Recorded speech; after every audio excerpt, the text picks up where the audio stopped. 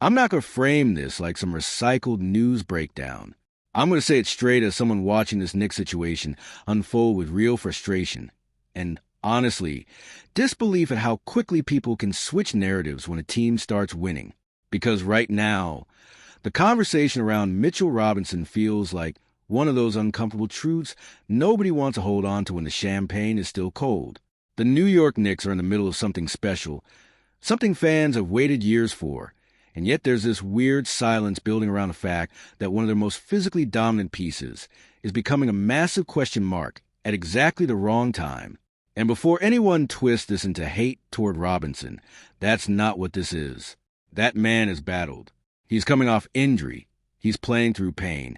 And there are moments where he still looks like one of the most disruptive defensive bigs in the league. Offensive rebounds? He changes possessions by himself. There are sequences where you can literally feel the energy swing just because he's near the rim.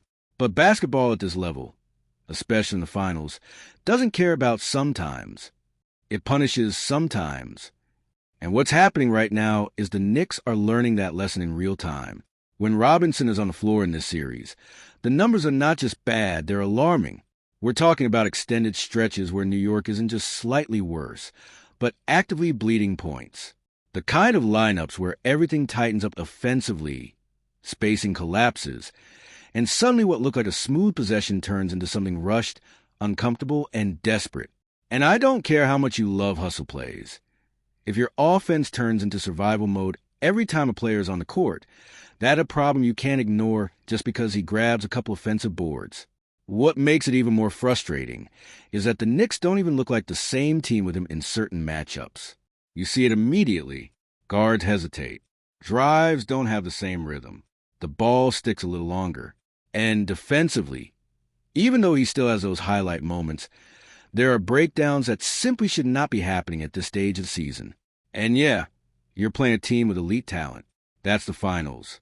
Nobody gets easy possessions. But there's a difference between being beaten by great execution and consistently putting yourself in compromised positions because your lineup structure just doesn't hold. That's what's happening. Now here's where I need Knicks fans to really sit with this, because I know how this goes. The instinct is to say, he's injured. Give him a break. He's important. He'll be fine next series. But this isn't about one series. This is about a pattern that's getting harder and harder to ignore. Robinson is not a traditional modern big in the way teams are increasingly built around.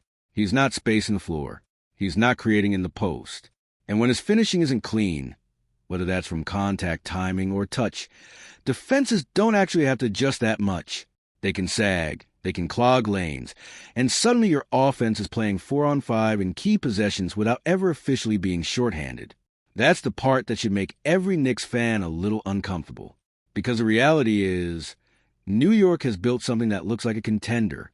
They've fought their way into a position where expectations are no longer about good season or nice progress. It's about championships. It's about banners. It's about moments that get remembered. And in that environment, every rotation decision gets magnified. Every matchup gets dissected. Every weakness gets exposed. And right now, Robinson is being targeted in ways that are impossible to fully hide. What really sets me off about this whole situation is the emotional swing around him when he makes a big defensive play. People act like he's untouchable. When he grabs 5 offensive rebounds in a quarter, he's suddenly essential beyond discussion.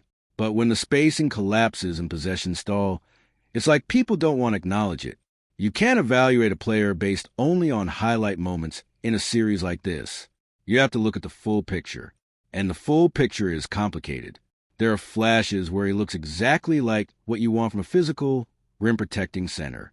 He alters shots he contests. He battles on the glass. Those things matter. They absolutely matter. But there are also stretches where he looks limited in ways that the opposition is clearly exploiting. Defensive coverages break down because he can't always recover fast enough. Offensive possessions slow to a crawl because he's not a threat outside of specific situations. And when you stack those possessions together across a game, it becomes the difference between winning comfortably and constantly chasing momentum. And that's what the Knicks are dealing with right now. Momentum swings that feel tied directly to who is on the floor. If you're a fan, that should frustrate you. Not because Robinson is bad, but because the team is good enough that these margins actually matter now.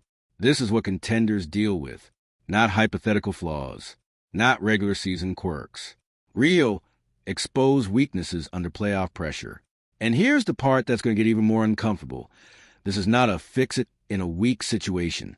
Because even if Robinson were 100% healthy, the structural issues don't disappear. The skill profile is what it is. The role is what it is. And in certain matchups, especially against teams with size, length, and defensive discipline, the limitations become more obvious, not less. That's the brutal truth New York has to process heading into the future. And I know nobody wants to hear future when there's a championship in front of them, but smart organizations don't just react to the scoreboard. They react to the patterns underneath it. The Knicks are going to have a major roster decision looming, and it's not going to be easy because Robinson is beloved in that locker room energy sense. The effort, the hustle, the emotional impact. Fans love that. Coaches love that. It's easy to rally around. But contract decisions in the NBA are not made on emotion. They are made on fit, availability, scalability, and postseason reliability. And that's where things get tricky. Because if you're building a team that's supposed to contend year after year, you have to ask a hard question. Can this player be played in every series without creating structural problems? Not just some series. All series. And right now, the answer is not as clean as people want it to be. And I'm saying this as someone who actually wants the Knicks to succeed. I'm not sitting here rooting against them. I want this team to break through.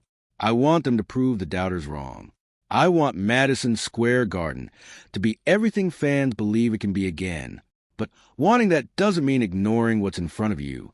And what's in front of you is a team that has found success, yes, but also a rotation question that is getting louder under playoff pressure, not quieter.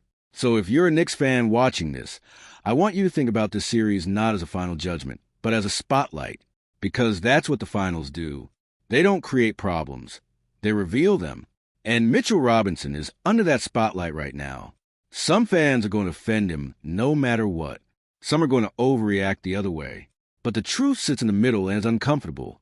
He's valuable. He's impactful in specific ways. And he also creates real limitations that teams at this level are exposing possession after possession. And that's the conversation the Knicks cannot avoid anymore. If you're still watching this far into the breakdown, I want to hear from you. No generic takes. No fence-sitting. Do you think Mitchell Robinson is a core piece you build around long-term or a high-impact specialist who becomes match-dependent in the biggest moments? Drop your thoughts in the comments, because this is exactly the kind of debate that defines championships. And if you're following this Knicks run as closely as I am, hit that like button and subscribe for more breakdowns like this.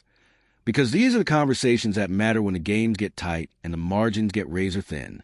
Because at the end of the day, winning hides problems until it doesn't.